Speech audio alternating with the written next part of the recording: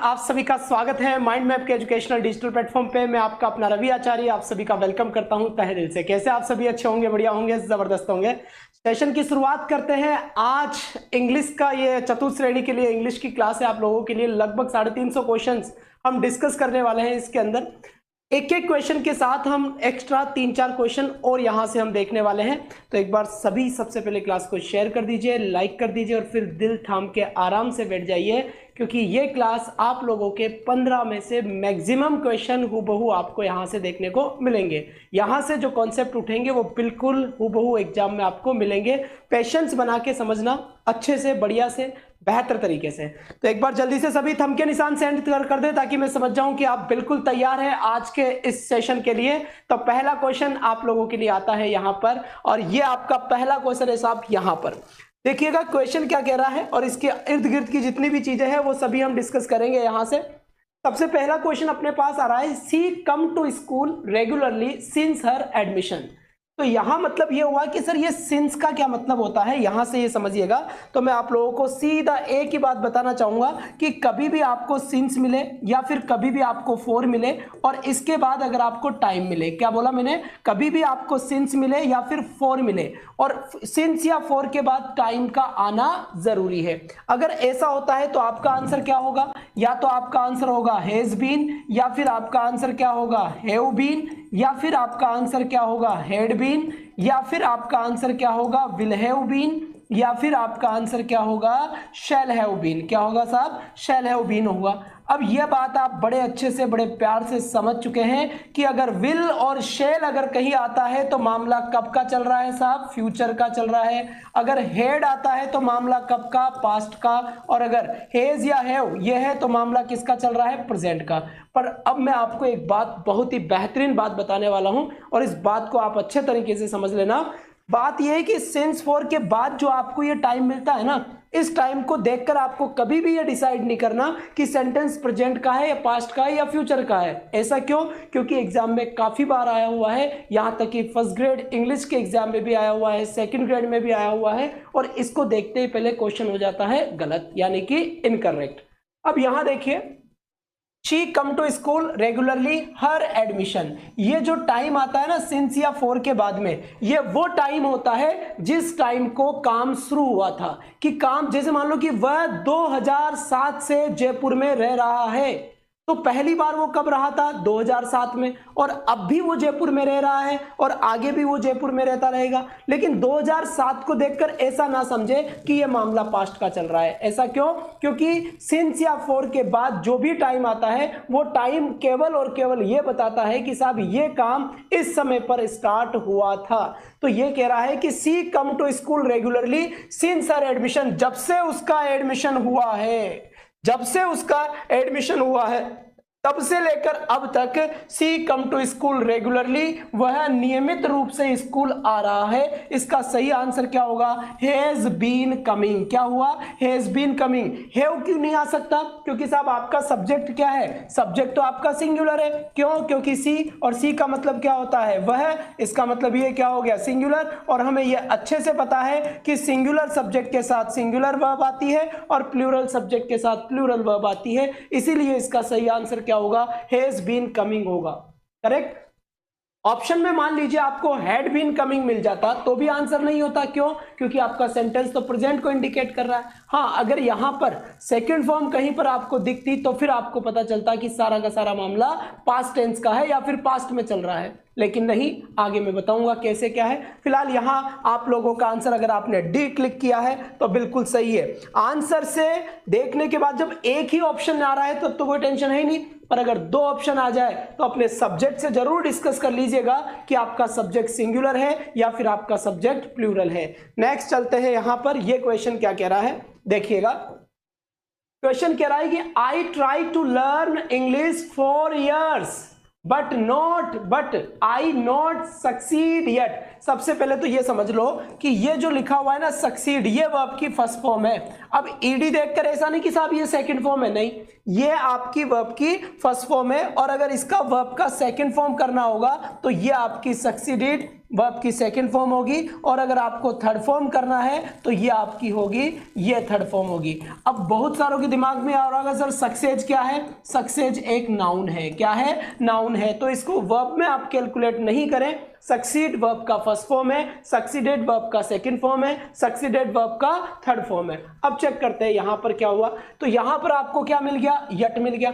सबसे पहले तो मैं बता देता हूं आपको कि कहीं पर भी जस्ट आए, या फिर कहीं पर भी ऑलरेडी आए, या फिर कहीं पर भी सो फार आए, या फिर कहीं पर भी रिसेंटली आए, या फिर कहीं पर भी लेटली आए, क्या है? लेटली आए, या फिर कहीं पर भी यट आए, अगर इनमें से कोई सा भी वर्ड आपको दिखाई देता है तो समझ जाना आपका आंसर क्या होगा? हैज हैव प्लस वर्ब की थर्ड फॉर्म होगा। हैज कब आएगा? जब आपका सब्जेक्ट सिंगुलर होगा। हैव कब आएगा? जब सब्जेक्ट आपका प्लूरल होगा। सिंगुलर का मतलब होता है एक, जब एक को इंडिकेट करे। अब ये कह रहा है कि आई के अकॉर्डिंग क्या आता है? यहां पर हैव आता है, क्योंकि आई को हमेशा क्या माना गया है? प्लूरल माना गया है। आई को हमेशा क्या माना गया है साहब? प्लूरल। लेकिन आई से रिलेटेड दो तीन बातें और ध्यान रखिएगा कि अगर आई के साथ वोज वर्ब में से कुछ लगाए तो क्या आएगा? वोज आएगा। और अगर आई के साथ इज, एम, आर इनमें से कुछ लगाना हो तो फिर आई के साथ क्या आएगा बच्चे? एम आएगा। बात समझ में आ गई बाबू? तो यहां पर क्या आएगा? एम आएगा।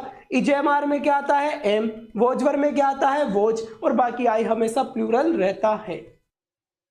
अब ये कह रहा है कि I try to learn English for years. मैंने कई साल मैंने क्या करी है? ट्राई करी है। किस बात की ट्राई करी है? इंग्लिश को सीखने की। बट लेकिन आई नॉट सक्सीड यट, लेकिन अभी तक भी, यट का मतलब होता है अभी तक। अभी तक भी क्या होता है? अभी तक भी मैं सफलता प्राप्त नहीं कर पाया। तो सही आंसर क्या होगा? देखो ये तो मुझे पता चल गया कि साहब यट आ गया, तो यट से तो हैज हैव आंसर होगा। इसमें हैज हैव है ही नहीं, इसमें हैव तो है, इसमें हैज हैव नहीं है, और ये नन है। चेक कर लेते हैं। आई के साथ हैव ट्राइड और हैव नॉट सक्सीडेड। बिल्कुल सही आंसर है, B option is right option.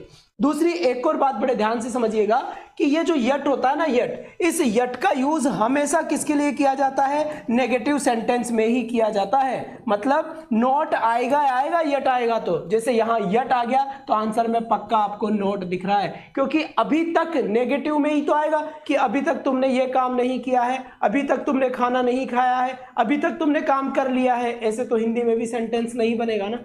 तो यहां पर आप लोगों का आंसर क्या हुआ? B is right answer. इसके बाद फिर यहां से देखिएगा इसका सही आंसर क्या है?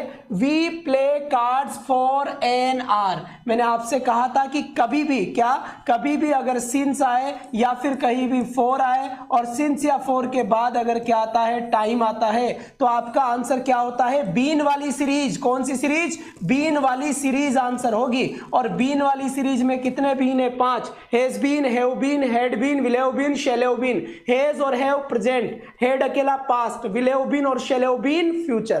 तो यहां एक चीज समझना है कि यार ठीक है, बीन वाला आंसर तो होगा। जब एक ही ऑप्शन में हो तब तो कोई लेना देना ही नहीं है, लेकिन एग्जामिनर जरूरी नहीं कि एक ही ऑप्शन दे। तो हमें अपने सब्जेक्ट को पहले चेक करना है कि मेरा सब्जेक्ट क्या है? वी। और वी क्या होता है? वी का मतलब होता है हम, और हम ज्यादा होता है या एक ज्यादा होता है, यानी हम प्लूरल होता है। याद रखना है आई वी यू दे। जोर से बोलो, आई वी यू दे। एक बार फ्लो में बोलो, आई वी यू दे। बिल्कुल, आई वी यू दे हमेशा ही प्लूरल होंगे। कैसे होंगे? प्लूरल होंगे। और दूसरी बात, ही see it, he see it, और दुनिया में कोई सा भी नाम, किसी का भी नाम हो, ये हमेशा क्या होते हैं साहब? ये हमेशा ही सिंगुलर होते हैं। क्या? ये हमेशा ही सिंगुलर होते हैं। तो अगर वी ऑप्शन में आया है तो वी का मतलब तो क्या हो गया? हम हो गया। हम का मतलब ज्यादा, तो ज्यादा तो देखो हैव आंसर सही है ना। अब मान लो मैं ऑप्शन में ये भी दे देता कि हैज बीन प्लेइंग, तब भी आप समझ जाते। क्या समझते कि सर हैज बीन तो आंसर ही नहीं होगा। मैंने कहा साहब क्यों नहीं होगा? क्योंकि सर सब्जेक्ट तो वी दिया हुआ है और वी तो प्लूरल है, तो प्लूरल के साथ तो प्लूरल आंसर होगा। तो फिर हेज क्यों आएगा? कि अब किसी के डाउट में एक चीज आ रही होगी, सर हमें पता नहीं चलता कि ये सिंगुलर क्या होता है, प्लूरल क्या होता है। उसका भी जुगाड़ मेरे पास है। सिंगुलर और प्लूरल अगर वर्ब के बारे में पता लगाना हो ना तो वर्ब का लास्ट का अक्षर देख लो। अगर कोई भी वर्ब सिंगुलर है तो लास्ट का अक्षर क्या आएगा, एस आएगा। अगर लास्ट का अक्षर एस नहीं है, लेटर एस नहीं है, तो समझ जाना फिर वो सिंगुलर भी नहीं है। जैसे मैंने कहा हेज और हैव, तो मैं कहूं कि साहब सिंगुलर कौन है, आप कहोगे एस किसके पीछे है, ये, तो फिर यही सिंगुलर है। मैंने कहा डू और डज, मैंने कहा सिंगुलर कौन है, जिसके पीछे का लेटर एस है, अक्षर एस है, वही सिंगुलर है। मैंने कहा बताओ चलो प्ले और प्लेज में से सिंगुलर कौन है, जिसके पीछे एस है वही सिंगुलर है। मैंने कहा ठीक है।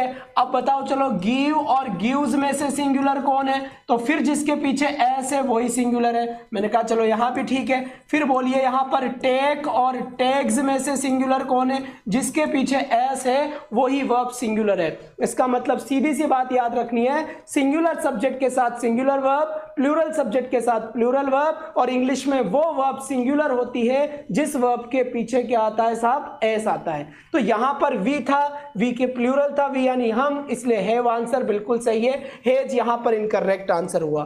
फिर यहां से देखिएगा ये क्वेश्चन क्या कह रहा है, ध्यान शांति से सुनिए। Last year water freeze several times in winter. Last year मतलब पिछले साल, water freeze several times in winter मतलब कई बार, सेवरल का मतलब होता है कई बार, विंटर का मतलब सर्दी हो गया। तो कहना यह चाहता है कि लास्ट ईयर, इसका मतलब समझ लो, अगर लास्ट ईयर की बात चल रही है ना तो ये पिछले साल की बात चल रही है। अब जब बात ही पिछले साल की चल रही है तो जाहिर सी बात है पिछला साल बीत गया सो बीत गया, मतलब पास्ट की बात है, यानी कि पास्ट है, यानी कि भूतकाल है। यहां से एक बात समझना है कि अगर लास्ट के साथ कोई भी टाइम आए, लास्ट के साथ कोई भी टाइम आए, जैसे लास्ट संडे आ जाए, या फिर लास्ट नाइट आ जाए, या फिर लास्ट मंथ आ जाए, या फिर कुछ भी आ जाए, लास्ट के साथ कोई भी टाइम आए, या फिर आपके अगो आ जाए, या फिर आपके यस्टरडे आ जाए, या फिर कोई भी पास्ट का टाइम आ जाए, क्या आ जाए, पास्ट का टाइम आ जाए, ये सब हमेशा किस चीज को इंडिकेट करते हैं, वर्ब की सेकंड फॉर्म को इंडिकेट करते हैं। लेकिन ध्यान रखिएगा अगर किसी भी सेंटेंस में डिड आ गया तो फिर वर्ब की फर्स्ट फॉर्म ही आती है। डिड नहीं आए तो सेकंड फॉर्म, पर अगर सेंटेंस में डिड आता है तो फिर फर्स्ट फॉर्म। तो डिड के साथ हमेशा ही फर्स्ट फॉर्म आती है केवल, और डिड के साथ ही क्यों, याद रखना है डू, डज और डिड, इन तीनों के साथ हमेशा ही वर्ब का फर्स्ट फॉर्म आता है, ना तो एस लगा हुआ था और ना ही कुछ। चलो इस क्वेश्चन का आंसर करते हैं। लास्ट ईयर यानी पिछले साल की बात चल रही है तो मामला सारा का सारा पास्ट का है, और लास्ट है तो पास्ट है, लास्ट है तो पास्ट है, पास्ट है तो वर्ब की सेकंड फॉर्म है। तो फ्रीज वर्ब की फर्स्ट फॉर्म, फ्रोज वर्ब की सेकंड फॉर्म, फ्रोजन वर्ब की थर्ड फॉर्म। मुझे लास्ट के साथ टाइम है तो लास्ट यानी पास्ट यानी फ्रोज आंसर होगा। इस हिसाब से करेक्ट आंसर मेरा हो गया ए ऑप्शन। क्या हो गया भाई, ए ऑप्शन हो गया। क्लियर हो गई यहां तक की बात। इसी के साथ नेक्स्ट क्वेश्चन क्या कहता है, जल्दी से यहां तक देखिएगा। Tom practices 6 hours a day because he wants to become a good musician। Musician का मतलब हो गया संगीतज्ञ। क्या हो गया, संगीतज्ञ हो गया। अब जल्दी से मुझे इसका आंसर करेक्ट करके बताएं कि इसका सही आंसर क्या होगा और क्या नहीं होगा। Comment. Tom practice 6 hours a day, ठीक है। तो यहां से अब समझिएगा कि मुद्दा क्या चल रहा है, मैं समझाता हूं। इधर आओ जल्दी से, भाग के, किधर से भाग के। Tom practice 6 hours a day। जो टॉम नाम का आदमी है ना, ये टॉम अंग्रेजी किसकी है, अंग्रेजों की है। तो Tom practice 6 hours a day, यानी टॉम प्रैक्टिस करता है 6 hours यानी कि 6 घंटे ए डे, एक दिन में, ठीक है। बिकॉज क्योंकि, क्यों करता है, ही वॉन्ट्स क्योंकि वो बनना चाहता है, to become a good musician वह एक बहुत ही अच्छा सा संगीतकार बनना चाहता है, संगीतज्ञ बनना चाहता है, इसीलिए वो क्या करता है, प्रैक्टिस करता है। तो ये तो प्रेजेंट की बात है, डेली करता है। ये कह रहा है 6 hours a day मतलब एक दिन में 6 बार। तो इस बात का ध्यान रखिएगा कि अगर कोई भी टाइम जिसको आप बार बार करते हो, जैसे आप डेली करते हो, जिसे आप जनरली करते हो, जिसके आप रेगुलरली करते हो, क्या करते हो, रेगुलरली करते हो, जिसे आप समटाइम्स करते हो, जिसको आप ऑलवेज करते हो, जिसको आप ऑलवेज, ऑलवेज के बाद क्या आता है, नेवर, जिसको नेवर करते हो। और अगर मैं बात करूं यहां पर हार्डली आ गया, क्या आ गया, हार्डली आ गया, इसके बाद यहाँ पर देखिए सेल्डम आ गया, इसके बाद यहाँ पर देखिए रेयरली आ गया, और एवरी के साथ अगर कभी भी टाइम आता है, क्या एवरी के साथ कहीं पे भी क्या आता है, अगर टाइम आता है, कैसे आएगा ये वो भी बता देता हूं। यहां से देखिएगा, जैसे एवरी संडे आ जाए बहुत बढ़िया बात है, जैसे एवरी मंडे आ जाए बहुत बढ़िया बात है, जैसे मैं तो हर सप्ताह खाटू श्याम जी के जाता हूं तो हर वीक आ जाए तो ये भी अच्छी बात है। तो एवरी के साथ अगर कोई भी टाइम आ जाए, डेली, जनरली, यूजुअली, ओकेजनली, काफी सारे वर्ड है, ये मैंने आपको यहां देख लीजिएगा, यूजुअली हो गया और यहां पर ओकेजनली हो गया, या फिर यहां पर फ्रीक्वेंटली हो गया, क्या हो गया यहां पर फ्रीक्वेंटली हो गया। तो इनमें से कोई सा भी वर्ड अगर आता है या आपके जीवन का ऐसी बात चल रही है जो आपके जीवन में बार बार होता है, जैसे रोज खाना खाते हैं, रोज आते हैं, रोज जाते हैं, रोज पढ़ते हैं, ये भी यही कह रहा है कि टॉम प्रैक्टिस करता है 6 आवर्स अ डे, एक दिन में, बिकॉज क्योंकि ही वॉन्ट्स टू बिकम, क्योंकि वो बनना चाहता है ए गुड म्यूजिशियन, एक बहुत ही प्यारा सा संगीतकार। तो यहां पर सही आंसर क्या होगा अपना, टॉम क्या है, सिंगुलर। याद रखना, सिंगुलर सब्जेक्ट के साथ सिंगुलर वर्ब आती है, प्लूरल सब्जेक्ट के साथ प्लूरल वर्ब आती है। शॉर्ट की बता देता हूं, SSPP, क्या SSPP, SS का मतलब क्या हुआ, सिंगुलर सिंगुलर, PP का मतलब क्या हुआ, प्लूरल प्लूरल। अब SS का मतलब अगर सिंगुलर सिंगुलर है, PP का मतलब अगर प्लूरल प्लूरल है, जैसा आपका सब्जेक्ट वैसी आपकी वर्ब। सब्जेक्ट जो वर्ब होती है ना, वर्ब, वो वर्ब हमेशा सब्जेक्ट के अनुसार आती है। अगर आपका सब्जेक्ट सिंगुलर तो आपकी वर्ब भी सिंगुलर, अगर आपका सब्जेक्ट प्लूरल तो आपकी वर्ब भी प्लूरल, और वो वर्ब सिंगुलर होती है जिस वर्ब के पीछे एस होता है। तो टॉम एक नाम है, और दुनिया का नाम कोई सा भी हो, चाहे मोदी हो और चाहे रवि आचार्य हो, हमेशा ही किसका यूज होता है, सिंगुलर का यूज होता है। तो नाम चाहे किसी का भी आए, नाम हमेशा ही सिंगुलर माना जाता है। तो ये प्रैक्टिस, ये वर्ब तो प्लूरल है। आप कहोगे सर कैसे, क्योंकि देखो पीछे एस नहीं है, तो प्रैक्टिसेस ये आपका सही आंसर होगा। तो सिंगुलर सब्जेक्ट के साथ सिंगुलर वर्ब। अब प्रैक्टिस आंसर कब होता, जब सब्जेक्ट में वी होता, जब सब्जेक्ट में यू होता, जब सब्जेक्ट में आई होता, जब सब्जेक्ट में दे होता, तब तो आपका प्रैक्टिस आंसर होता, या फिर स्टूडेंट्स होता, या फिर प्लेयर्स होता, तब जाकर आपका आंसर प्रैक्टिस होता। क्योंकि singular subject singular verb, plural subject plural verb, इति सिद्धम। चलिए हिसाब, चलिए यहां से एक बहुत ही प्यारा सा कॉन्सेप्ट निकल के आता है, हर एग्जाम में पूछता है ये क्वेश्चन, और बढ़िया क्वेश्चन है, शानदार क्वेश्चन है। बड़े शांति से देखिएगा, अच्छे तरीके से देखिएगा, बेहतर तरीके से देखिएगा। अब मैं आपको समझाता हूं, उसके बाद आंसर देना। जब तक कोई देना चाहे तो दे सकता है। अगर कहीं पर भी इट इज टाइम लिखा हुआ है, अगर कहीं पर भी इट इज हाई टाइम लिखा हुआ है, इट इज हाई टाइम, या फिर मान लीजिए कहीं पर भी इट इज राइट टाइम लिखा हुआ है, क्या लिखा हुआ है, इट इज राइट टाइम लिखा हुआ है, या फिर कहीं पर भी इट इज अबाउट टाइम लिखा हुआ है, क्या लिखा हुआ है, अबाउट टाइम। आपके एग्जाम के लिए केवल ये दो ही पढ़ना है, नीचे वाले दो नहीं पढ़ने, क्योंकि क्वेश्चन इन्हीं दो में से आ जाएगा। बाकी मैं बता तो चारों देता हूं। तो इट इज टाइम आए, इट इज हाई टाइम आए, इट इज राइट टाइम आए, इट इज अबाउट टाइम। अगर इनके जस्ट बाद टू आए और इनके जस्ट बाद कोई सब्जेक्ट आए, अगर इनके जस्ट बाद टू आता है तो आपका आंसर वर्ब का फर्स्ट फॉर्म, और इनके जस्ट बाद सब्जेक्ट आता है तो फिर आप जस्ट वर्ब का सेकंड फॉर्म आंसर होता है। अगर टू आए तो फर्स्ट फॉर्म। छोटी छोटी बातें और सिलेक्शन लाइव क्लास से जुड़े खोल के रख देंगे, स्लाइड वालों से सावधान। तो टू के साथ हमेशा वर्ब की फर्स्ट फॉर्म, और सब्जेक्ट आ जाए तो फिर वर्ब की सेकंड फॉर्म। लिखा हुआ क्या आया, it is time, it is time we. भाई टू आया क्या, नहीं आया, नहीं आया तो फिर वर्ब की फर्स्ट फॉर्म आएगी क्या, नहीं आएगी। तो फिर यहां पर क्या आ गया, वी, वी बोले तो सब्जेक्ट आ गया, तो फिर वर्ब की कौन सी फॉर्म आएगी, सेकंड फॉर्म। स्टार्ट की सेकंड फॉर्म क्या होती है, स्टार्टेड। बस कुछ नहीं करना। अगर मान लो क्वेश्चन ऐसे होता, कैसे होता, it is time, it is time to, और फिर होता स्टार्ट, स्टार्ट वर्किंग, ऐसे लिखा हुआ अगर होता तो यहां पर जैसे ही मुझे टू मिला, अब मेरा आंसर क्या होता, स्टार्ट मेरा आंसर होता। यहां पर करेक्ट आंसर क्या होता भाई मेरा, स्टार्ट, यहां मेरा सही आंसर होता। लेकिन यहां पे टू आया नहीं तो स्टार्टेड आंसर है। दोनों चीजें क्रिस्टल क्लियर है, एकदम पानी की जैसे। कोई समस्या किसी को, कोई भी समस्या नहीं है, बहुत बढ़िया, बेहतरीन, वाह भाई वाह। इसी के साथ नेक्स्ट क्वेश्चन, बताइए इसका करेक्ट आंसर क्या होगा और क्या नहीं होगा। बेहतर तरीके से आंसर बताना भाई, है ना। हाँ, सबके चिंता मत करो, थोड़ा सब्र करो, सबके अच्छे से बढ़िया से बेहतर तरीके से ही पल्ले पड़ेगी। एक एक चीज पर थोड़ा सा आप पेशेंस रखेंगे जब।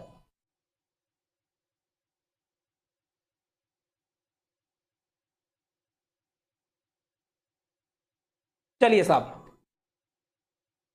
अब देखिएगा ये क्वेश्चन क्या कह रहा है। यहां से क्वेश्चन क्या रहा है, टीना ब्रेक हर लेग यस्टरडे। और अभी अभी पिछले जन्म में नहीं, पिछले ही क्वेश्चन में हमने क्या बात करी थी, इधर आओ इस कोने में बताएंगे।